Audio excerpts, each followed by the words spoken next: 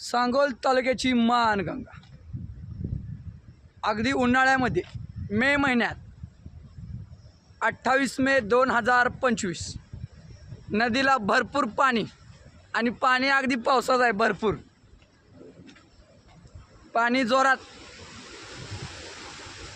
ओ भगत मालक, मासं धरायचं का? खावे की भाजून? मासं भाजून खावे की? खावा काय, आपण मिळून खावे की? पाणी कसं वाटतंय? सांगोल तालुक्याची मानगंगा उन्हाळ्यात व्हायला लागले, कसं वाटते फिलिंग? पावसात पडल्यावर नाही, पण पाणी कसं वाटतंय? मग पावसाचं आलंय की, पण कसं वाटतंय? पण कसं वाटतंय? लय बरं वाटतंय का?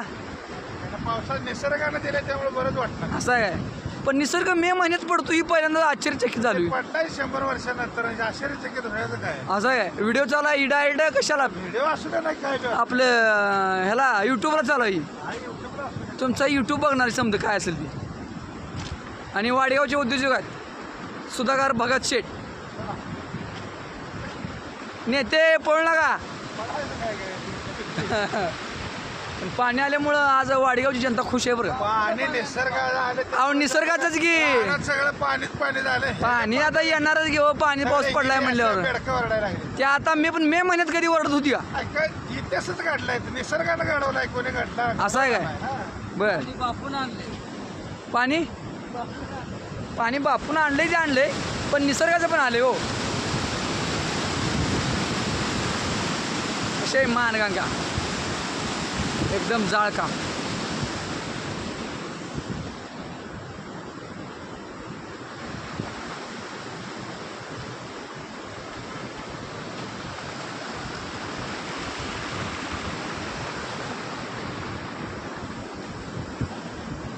पावसाचं पाणी अजून ये जाय बरं का.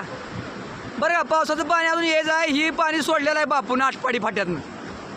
आणि पाऊस पडलेलं पाणी राजवाडीने खाली आलं आहे, पण ही अजून पाणी आलं नाही. पाणी पडलेलं घाण असतं पावसाचं. ही पाणी एकदम निवाळ सांगा.